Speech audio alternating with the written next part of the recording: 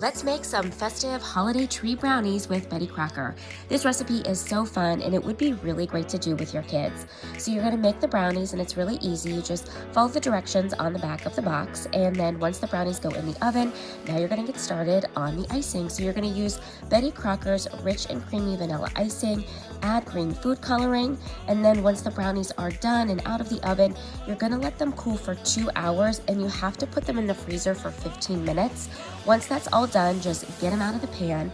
Then you're going to cut them once horizontally, and then you're going to do these diagonal cuts so that they look like little Christmas trees, like right there, the little holiday Christmas trees.